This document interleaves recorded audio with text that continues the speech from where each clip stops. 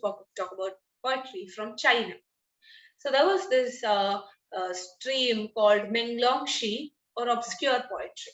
This is basically the Misty Poets. Obscure poetry, the term obscure poetry itself tells us what Misty poetry is, or the very term Misty poetry tells us what kind of poem it is.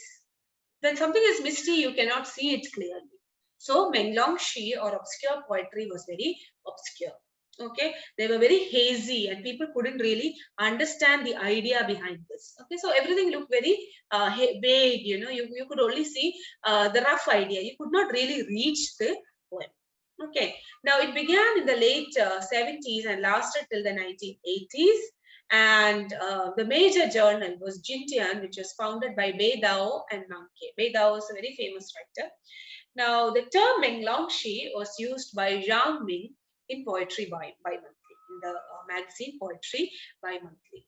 Though the Misty Poets, they were actually trying to write in a revolutionary fashion against Mao and the cultural revolution brought in by Mao in China.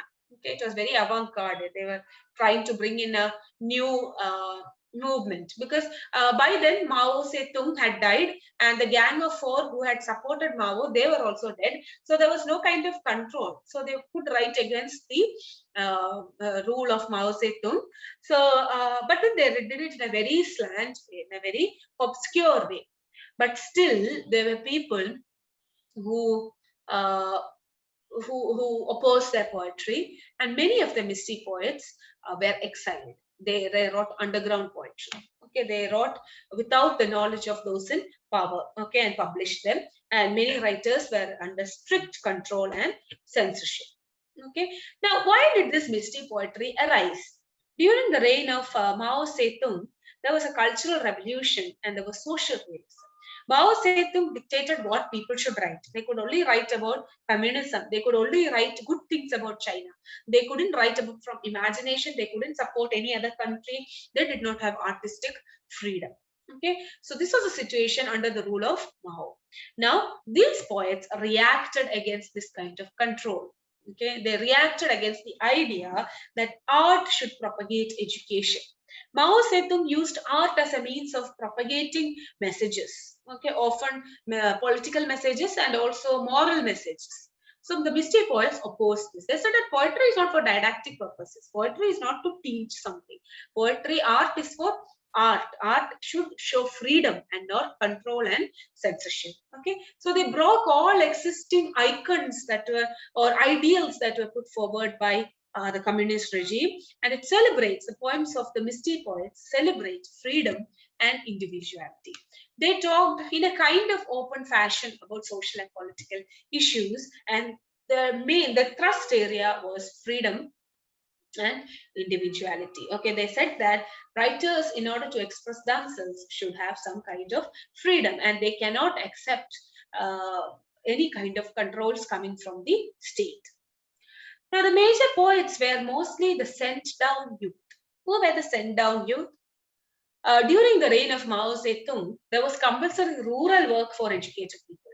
Young people were sent to remote areas and made to work there. So there were no facilities there. There was no education. I mean, there was no, the educated people found it very difficult to survive in these highly underdeveloped rural areas. Okay, so they were quite frustrated with their lives.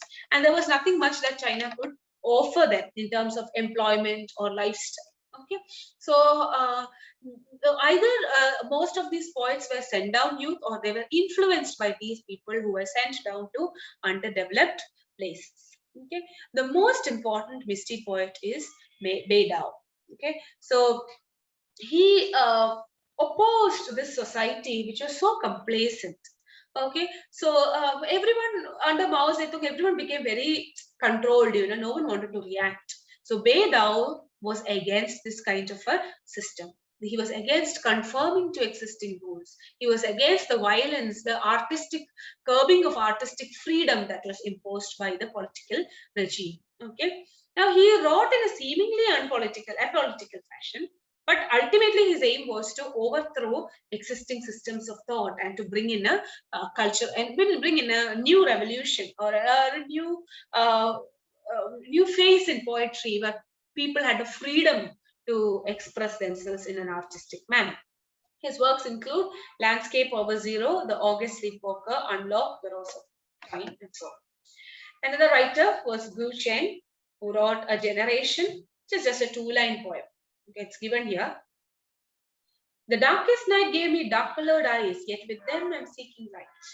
So it shows a depression and a frustration of the youngsters of China, okay, who are presented with no opportunities to grow or flourish. Okay, so everything was under state control. So they see only darkness in front of them.